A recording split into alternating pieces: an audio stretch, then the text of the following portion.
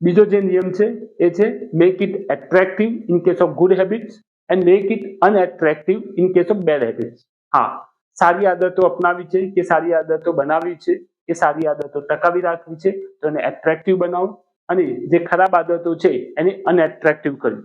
તમારી પાસે જે કંઈ પણ આદતો છે એ તમે અપનાવી છે ક્યાંથી?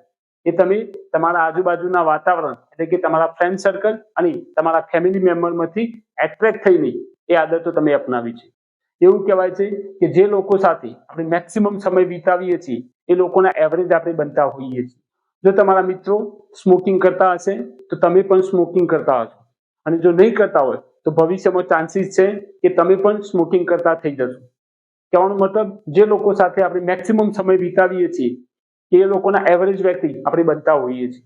તમારી પાસે જે કંઈ પણ સારી આદતો છે એને ટકાવી રાખવી છે તો એ કેસમાં એવા વ્યક્તિઓ જોડે રહો કે એ લોકોને તમારે જે આદતો અપનાવી રાખવી છે એ ટકાવી રાખવી છે એ આદતો એમની પાસે પણ હોય. જે ખરાબ આદતોથી તમારે છુટકારો મેળવવો છે તો એ આદતો જે ખરાબ આદતો આપણે કહીએ છીએ એ ખરાબ આદતો જો વ્યક્તિ જોડે હોય એ વ્યક્તિથી તમે થોડા દૂર થઈ જશો તો એ આદતમાંથી તમને છુટકારો મળી શકશે કે એ આદતમાં તમે સુધારો લાવી શકશો. માની લો કે તમારો મિત્ર સ્મોકિંગ કરે છે અને તમારે સ્મોકિંગ છોડવું છે તો એ મિત્ર સાથે ઓછો સમય વિતાવશો તો તમે સ્મોકિંગમાંથી છુટકારો મેળવી શકશો. જો તમારા મિત્રો ફિટનેસ ઉપર ધ્યાન નથી આપતા અને તમારે ફિટનેસ ઉપર ધ્યાન આપવું છે તો એ લોકો સાથે કેવી ક્લબ સાથે તો એ ક્લબના મેમ્બર બનો કે જ્યાં લોકો ફિટનેસ ઉપર ફોકસ કરતા હોય, ફિટનેસ ઉપર ધ્યાન આપતા હોય.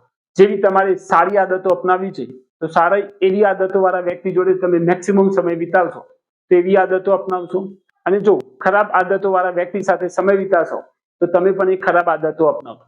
તો તમારી પાસે જે ખરાબ આદતો છે તો એ ખરાબ આદતો વાળા વ્યક્તિ સાથે ઓછો સમય વિતાવશો તો એ ખરાબ આદતોમાંથી તમને છુટકારો મળશે અને એમાં તમે ઇમ્પ્રુવમેન્ટ લાવી શકશો.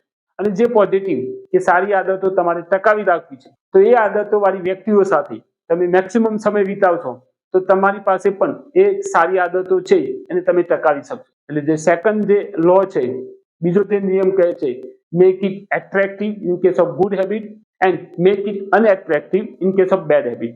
આપણને જે એટ્રેક્શન થાય છે અને એટ્રેક્શનના કારણે આપણે ઇન્ફ્લુઅન્સ થઈને એ આદતો અપનાવતા હોઈએ છીએ તો એ કેસની અંદર પણ આપણે એટ્રેક્ટ થઈને સારી આદતો અપનાવવાની છે અને અનએટ્રેક્ટિવ થઈને ખરાબ આદતોથી છુટકારો મેળવવાનો છે.